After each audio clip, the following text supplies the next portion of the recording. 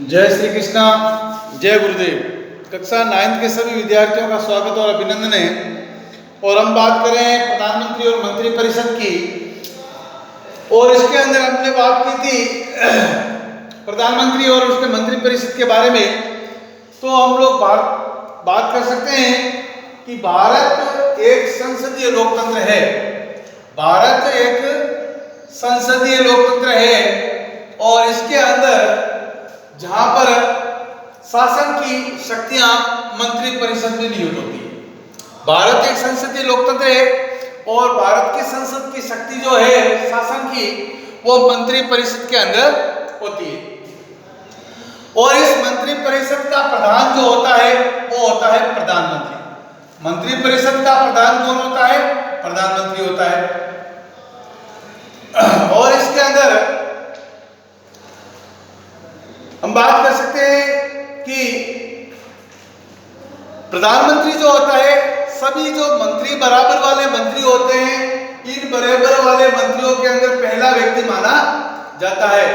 और इसके अंदर हम बात कर सकते हैं कि प्रधानमंत्री को मंत्री परिषद की दूरी बना दिया गया है, क्योंकि वो सभी मंत्रियों के अंदर प्रधान होता है। इसलिए प्रधानमंत्री जो होता है वो मंत्री परिषद की दूरी माना जाता है। इसके बाद में हम लोग कह सकते हैं संसदीय प्रणाली प्रधानमंत्री प्रणाली में परिवर्तित हो गई है। और इस प्रकार से हम लोग कह सकते हैं कि प्रधानमंत्री की मृत्यु व त्यागपत्र के साथ ही मंत्री परिषद भंग हो जाती है। यदि प्रधानमंत्री की मृत्यु हो गई, प्रधानमंत्री की मृत्यु और जैसे ही प्रधानमंत्री त्याग पत्र दे देता है तो पूरा का पूरा मंत्री परिषद जो होता है वो भंग हो जाता है। मंत्री परिषद क्या हो जाता है? भंग हो जाता है। मतलब मंत्री परिषद जो होता है वो प्रधानमंत्री पर टिका हुआ होता है। जैसे हम लोग बात कर सकते हैं कि जैसे प्रधानमंत्री के 5 साल या लोकसभा के 5 साल का कार्यकाल पूरा होता है तो प्रधानमंत्री जो है राष्ट्रपति से को जो है गुजारिश करता है, आग्रह करता है कि जो है नए लोकसभा के चुनाव कराए जाए या मंत्री परिषद को भंग किया जाए। तो इस प्रकार से हम लोग कह सकते हैं कि लोकसभा का चुनाव वास्तव में प्रधानमंत्री का चुनाव बन गया है। अभी वर्तमान में क्या है कि लोकसभा का चुनाव जो है मंत्री बनाने के लिए नहीं किया जाता है। अभी लोकसभा का चुनाव जो है केवल और केवल क्या बनाने के लिए किया जाता है? प्रधानमंत्री बनाने के लिए किया जाता है। मंत्री परिषद के अंदर हम बात कर सकते हैं कि भारतीय संविधान के अंदर अनुच्छेद 352 के अतिरिक्त सर्वत्र शब्द का प्रयोग किया जाता है। अभी देखिए, जैसे हम लोग बात की थी राष्ट्रपति के शक्तियों की, और इसके अंदर हमने अनुच्छेद 352 की बात की थी। अनुच्छेद 352 तब लगता है जब कोई सशस्त्र विद्रोह होता है या बाहरी कोई आक्रमण होता है भारत पर, तो राष्ट्रपति जो है आपातकाल लागू करता है। लेकिन इस आपातकाल को जो है आपके लागू करने के लिए 1 माह के भीतर जो है वो आपके लोकसभा और राज्यसभा के अंदर जो मंत्री परिषद है, इस मंत्री परिषद से जो है आपके अनुमति ली जाती है, तभी यह लोग जो है आपका आपातकाल लागू रहता है। इसके बाद में हम लोग बात कर सकते हैं कि मंत्री परिषद एक वृहद स्वरूप है जिसमें 3 स्तर है। जैसे पहला स्तर जो है केंद्रीय मंत्री, दूसरा है राज्य मंत्री और तीसरा है उपमंत्री। मंत्री परिषद के बारे में हम लोग कह सकते हैं कि मंत्री जो है वो आपके 3 प्रकार के हैं। मंत्री परिषद के अंदर पहला है आपके केंद्रीय मंत्री, उसके बाद में है राज्य मंत्री, उसके बाद में है उपमंत्री। तो हमने इनके बारे में देखा कि मंत्री परिषद के अंदर जो केंद्रीय मंत्री होते हैं इनको हम लोग कैबिनेट मंत्री के नाम से जानते हैं। क्या कहते हैं इनको? कैबिनेट मंत्री। और कैबिनेट मंत्री जो होते हैं इनके पास में स्वतंत्र प्रभार होता है, स्वतंत्र विभाग होता है। और ये केंद्रीय मंत्री को ही हम लोग मंत्रिमंडल के नाम से भी जानते हैं। मंत्रिमंडल आपको पूछ ले मंत्रिमंडल क्या है, तो मंत्री परिषद के अंदर जो कैबिनेट मंत्री होते हैं इन्हीं कैबिनेट मंत्रियों को जो है हम लोग मंत्री परिषद के नाम से जानते हैं। इसके बाद में आगे बात करते हैं कि मंत्री परिषद जो होता है इसके अंदर राज्य मंत्री जो होते हैं इनके पास भी कहीं काफी हद तक जो है स्वतंत्र प्रभार होता है, लेकिन ये कैबिनेट मंत्रियों की सहायता करते हैं। अब बच्चे हैं उप मंत्री। ये उप मंत्री जो होते हैं केंद्रीय मंत्री और राज्य मंत्री की सहायता करने के लिए होते हैं। तो केंद्रीय मंत्री की बात करें कि ये अपने विभाग के अध्यक्ष होते हैं तथा सीधे प्रधानमंत्री के प्रति उत्तरदायी होते हैं। कैबिनेट मंत्री जो होते हैं ये अपने विभाग के अध्यक्ष होते हैं, जैसे रेल विभाग है, शिक्षा विभाग है, कृषि विभाग है, तो ये अपने विभाग के अध्यक्ष होते हैं और सीधे प्रधानमंत्री के प्रति उत्तरदायी होते हैं। फिर बाद में करते हैं राज्य मंत्री की बात। तो राज्य मंत्री जो होते हैं वो कैबिनेट मंत्री के सहायक होते हैं। यदि किसी विभाग में कैबिनेट मंत्री नहीं है तो राज्य मंत्री को स्वतंत्र प्रभार का राज्य मंत्री बनाया जाता है। पहली बात तो ये है कि राज्य मंत्री ये इनके सहायक होते हैं, और अगर राज्य मंत्री की सीट नहीं बची है किसी विभाग के लिए तो केंद्रीय मंत्री की सीट नहीं बची है तो राज्य मंत्री को उस विभाग का अध्यक्ष बनाया जाता है। और इसके बाद में हम आगे बात करते हैं उप मंत्री। इनको कनिष्ठतम मंत्री के नाम से भी जाना जाता है, यानी कि ये दोनों की सहायता करते हैं। आगे बात करें मंत्रिमंडल की, तो मंत्रिमंडल का गठन जो है वो केंद्रीय मंत्रियों द्वारा किया जाता है। मंत्रिमंडल का गठन केंद्रीय मंत्री करते हैं। मंत्रिमंडल मंत्रियों का समूह होता है जो अपने विभाग के अध्यक्ष होते हैं।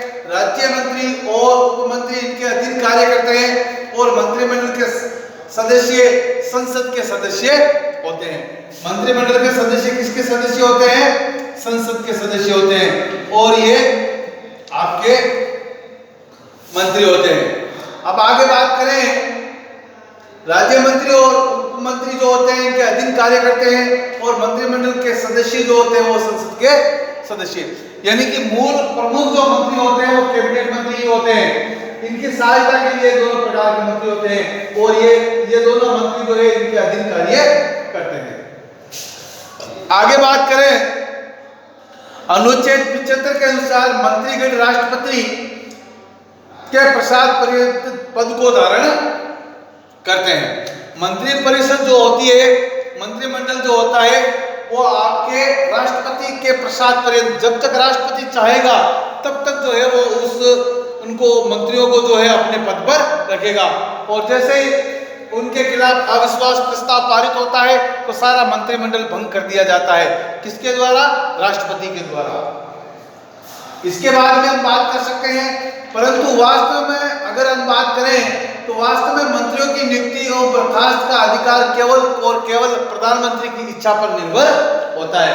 प्रधानमंत्री चाहता है तभी जो है मंत्रियों को मंत्री परिषद को जो है भंग करवा सकता है, लेकिन वास्तव में तो अधिकार राष्ट्रपति का है, लेकिन प्रधानमंत्री की इच्छा के अनुसार ये सब होता है। इसके बाद में आगे बात करें कि मंत्री परिषद जो होता है वो सामूहिक रूप से लोकसभा के प्रति उत्तरदायी होता है। मंत्री जो होते हैं वो सामूहिक रूप से जो है वो संसद के प्रति उत्तरदायी होते हैं। किसके प्रति उत्तरदायी होते हैं? संसद के प्रति, या हम लोग कह सकते हैं लोकसभा के प्रति। मंत्री सामूहिक रूप से लोकसभा के प्रति उत्तरदायी होते हैं और व्यक्तिगत रूप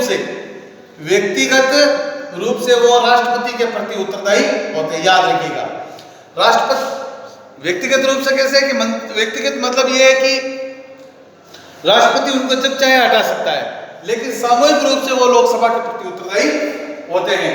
और यदि किसी एक मंत्री के विरुद्ध लोकसभा में निंदा प्रस्ताव पारित होता है तो संपूर्ण मंत्री परिषद को त्याग पत्र देना पड़ता है। यानी कि मंत्री परिषद के अंदर किसी एक मंत्री के खिलाफ अविश्वास प्रस्ताव पारित होता है तो संपूर्ण जो है मंत्री परिषद को भंग कर दिया जाता है। और इसके बाद में मंत्री परिषद को शपथ राष्ट्रपति द्वारा दिलाई जाती है, यानी कि प्रधानमंत्री को भी शपथ राष्ट्रपति दिलाता है और मंत्री परिषद को भी शपथ कौन दिलाता है? राष्ट्रपति द्वारा दिलाई जाती है। मंत्री परिषद अपना त्याग पत्र राष्ट्रपति को ही संबोधित करता है। याद रखिए, प्रधानमंत्री भी अपना त्याग पत्र राष्ट्रपति को देता है और मंत्री परिषद भी अपना त्याग पत्र राष्ट्रपति को ही देता है। किसी भी व्यक्ति को मंत्री बनाया जा सकता है, बशर्ते उसके पास में क्या होना चाहिए, वो संसद का सदस्य होना चाहिए। जो व्यक्ति संसद का सदस्य नहीं है वह भी कुछ 6 महीने तक जो है मंत्री के पद पर रह सकता है। किसी भी व्यक्ति को मंत्री बनाया जा सकता है राष्ट्रपति द्वारा, लेकिन वो व्यक्ति संसद का सदस्य है तो ठीक है, अगर नहीं है तो 6 महीने के भीतर उसको संसद का जो है किसी एक सदन का सदस्य बनना पड़ेगा। इसके बाद में हम लोग बात कर सकते हैं कि हमारे भारत के अंदर जो 4 ऐसे प्रधानमंत्री बने हैं जो आपके राज्यसभा के सदस्य रहे हैं, जैसे इंदिरा गांधी जो थी वो राज्यसभा की सदस्य थी। इसके बाद में हरदन अली देवगौड़ा जो HD देवगौड़ा थे वो भी आपके राज्यसभा के सदस्य थे, और इंद्र कुमार गुजराल ये भी हमारे प्रधानमंत्री जो थे वो भी राज्यसभा के सदस्य थे। और इसके बाद में हम लोग बात कर सकते हैं डॉक्टर मनमोहन सिंह, ये भी हमारे राज्यसभा के सदस्य थे। मंत्रियों की कुल संख्या जो लोकसभा की सदस्य संख्या है उसकी 15% होनी चाहिए। मंत्री जो हमारा मंत्री परिषद है वो मंत्री परिषद के अंदर लोकसभा के सदस्य का 15% यानी कि 81 से लेकर के 82 व्यक्ति, यानी कि 545 का हम लोग 15% निकालते हैं तो 81-82 व्यक्ति होते हैं जो हमारा मंत्री परिषद होता है। इसके बाद में हम बात करें कि अनुच्छेद 77 के अनुसार मंत्रियों के मध्य विभागों का वितरण जो है आपके प्रधानमंत्री द्वारा किया जाता है, और मंत्रियों को किसी सदन में जो है अपना स्पीच देने का, भाषण देने का अधिकार होता है, परंतु मतदान वो उसी सदन में करेगा जिसका वो सदस्य होता है। इसके बाद में हम लोग आगे बात करें मंत्री परिषद की, तो अनुच्छेद 78 के अनुसार प्रधानमंत्री स्वयं राष्ट्रपति को मंत्री परिषद निर्णयों से अवगत कराता है। यानी कि अनुच्छेद 78 कहता है कि राष्ट्रपति जो होता है वो प्रधानमंत्री से प्रशासन के से संबंधित सूचना मांग सकता है और प्रधानमंत्री उसको सूचनाएं देता है। इसके बाद में जो सूचनाएं गृह है, वित्त है, विदेश है, रक्षा है, इस प्रकार की सूचनाएं देता है। तो हम कह सकते हैं कि प्रधानमंत्री जो होता है जो आपके इस प्रकार के राजनीतिक मामलों की मंत्रिमंडल समिति सबसे महत्वपूर्ण और समिति होती है, जिसमें प्रधानमंत्री के साथ साथ निम्न विभाग के मंत्री भी शामिल होते हैं। तो इस प्रकार से हमने बात की मंत्री परिषद और प्रधानमंत्री की। तो प्रधानमंत्री और मंत्री परिषद मिलकर के जो है आपके ये शासन संचालित करते हैं, लेकिन राष्ट्रपति के पश्चात पर्यंत शासन संचालित करते हैं। धन्यवाद। जय श्री कृष्णा, जय गुरुदेव।